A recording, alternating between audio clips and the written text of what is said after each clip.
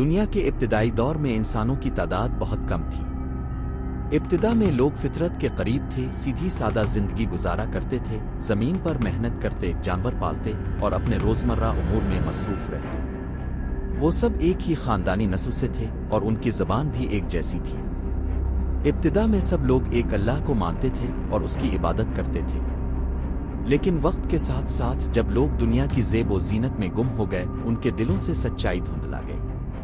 انہوں نے نیک لوگوں کو دیکھ کر ان سے محبت کرنا شروع کی، پھر جب وہ نیک لوگ مر گئے تو لوگوں نے ان کی قبروں کے پاس بیٹھنا شروع کیا، پھر وہاں ان کے مجسمے بنائے اور رفتہ رفتہ انہی کو پوجنے لگے۔ یہ وہ وقت تھا جب دنیا نے پہلی بار بت پرستی کا چہرہ دیکھا۔ انسان جو کہ اپنے رب کو بھول گئے تھے، اب بے جان پتھروں سے امیدیں باندھنے لگے تھے۔ وہ سوچتے تھے کہ یہ بت ان کی زندگی کو بہتر بنائیں گے، ان کی دعائیں سنیں گے اور ان کی مشکلوں کو دور کریں گے۔ جب یہ گمراہی عام ہو گئی تب اللہ تعالیٰ نے اپنے خاص بندے کو ہدایت کے ساتھ بھیجا تاکہ وہ لوگوں کو سچ کی طرف لوٹائے۔ یہ اللہ کے پیغمبر حضرت نوح تھے۔ حضرت نوح ایک نہایت نیک بردبار اور پرخلوص انسان تھے۔ انہوں نے اپنی قوم کو بڑی محبت اور نرمی کے ساتھ اللہ کی طرف بلانا شروع کیا۔ وہ دن رات چھپ کر بھی اور علانیہ بھی لوگوں کو سمجھاتے، ان کے دلوں پر دستک دیتے اور ان کو اللہ کے قہر سے خبردار کرتے۔ وہ فرماتے کہ اللہ ایک ہے، وہی تمہارا خالق رازق اور مالک ہے، تم جس کو پکارتے ہو وہ کچھ نہیں کر سکتے، یہ صرف پتھر ہے۔ لیکن قوم نے ان کی ایک نہ سنی۔ وہ ان کا مذاق اڑاتے، ان پر ہنستے اور کہتے کہ یہ کیسا شخص ہے جو ہمیں اپنے باپ دادا کے طریقوں سے ہٹا کر نیا دین سکھانا چاہتا ہے۔ حضرت نوح ان کی طرف سے ملنے والی سختیوں، تانوں اور تکلیف دہ رویے کے باوجود ہار نہ مانے۔ انہوں نے 950 سال تک مسلسل لوگوں کو اللہ کی طرف بلایا۔ انہوں نے ہر ممکن طریقہ اختیار کیا، کبھی نرمی سے، کبھی نصیحت سے، کبھی تنبیہ سے اور کبھی مثالیں دے کر، لیکن قوم کی سرکشی کم نہ ہوئی۔ وہ کہتے کہ ہم نے تمہیں جھوٹا پایا، تم ہمارے درمیان عام انسان ہو، کوئی فرشتہ نہیں۔ تمہارے ساتھ تو صرف کمزور، نادان اور غریب لوگ ہیں، ہم تمہارے ساتھ کیوں شامل ہوں؟ ان کی اکڑ اور غرور اتنا بڑھ گیا کہ وہ حضرت نوح کو دھمکیاں دینے لگے۔ حضرت نوح نے اللہ سے فریاد کی۔ انہوں نے کہا کہ اے میرے رب، میں نے اپنی قوم کو ہر طرح سے بلایا لیکن یہ نہ مانے، بلکہ جب بھی میں ان کو بلاتا ہوں تو یہ اپنے کانوں میں انگلیاں ڈال دیتے ہیں، اپنے کپڑے اپنے سروں پر ڈال لیتے ہیں اور انکار میں ضد کرتے ہیں۔ حضرت نوح کو علم ہو چکا تھا کہ اب یہ لوگ نہیں مانیں گے۔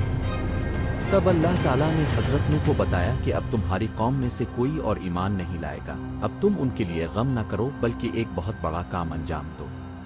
اللہ تعالیٰ نے حضرت نوح کو ایک خاص کشتی بنانے کا حکم دیا۔ اس کشتی کی تیاری کے لیے خاص ہدایات دی گئیں۔ حضرت نوح نے ایک بیابان جگہ پر کشتی بنانی شروع کی۔ لوگ آ کر ہنستے، کہتے کہ یہ کیسے نبی ہیں جو خشکی میں کشتی بنا رہے ہیں۔ حضرت نوح خاموشی سے اپنا کام کرتے رہے۔ انہوں نے درخت کاٹا، تختے بنائے، کیلیں ٹیونگ اور آہستہ آہستہ ایک عظیم کشتی تیار ہو گئی۔ جب کشتی تیار ہو گئی تو اللہ تعالیٰ نے حضرت نوح کو حکم دیا کہ زمین پر ہر قسم کے جانوروں میں سے ایک نر اور ایک مادہ کشتی میں لے لو اور ان سب مومنوں کو بھی ساتھ لے لو جو تم پر ایمان لائے تھے۔ حضرت نوح نے ایسا ہی کیا۔ جب سب سوار ہو چکے تو آسمان سے پانی برسنا شروع ہوا، زمین پھٹ گئی، چشمے ابلنے لگے اور ایک عظیم طوفان برپا ہو گیا۔ یہ کوئی معمولی بارش نہ تھی، یہ اللہ کا قہر تھا ان لوگوں پر جو سرکشی اور نافرمانی میں حد سے بڑھ گئے تھے۔ پانی اس قدر بڑھا کہ پہاڑ بھی ڈوب گئے، زمین پر ایک بھی کافر زندہ نہ بچا۔ حضرت نوح کی آنکھوں کے سامنے ان کی قوم کا وہ انجام ہوا جس کے لیے انہوں نے زندگی بھر سمجھایا تھا۔ اس کشتی میں حضرت نوح کا ایک بیٹا بھی شامل نہ تھا۔ وہ پہاڑ کی طرف دوڑ پڑا اور کہا کہ وہ وہاں بچ جائے گا۔ حضرت نوح نے آواز دی کہ آج کوئی نہیں بچے گا سوائے ان کے جن پر اللہ کی رحمت، لیکن وہ بیٹا ڈوب گیا۔ طوفان کے بعد جب زمین نے اپنا پانی نگل لیا اور آسمان سے بارش تھم گئی تب کشتی ایک پہاڑ پر جا کر ٹھہر گئی۔ حضرت نوح اور ان کے ساتھی کشتی سے باہر نکلے اور ایک نئی زندگی کا آغاز ہوا۔ وہی مومن اب دنیا میں بسائے گئے اور انسانیت کو پھر سے ایک نیا موقع ملا۔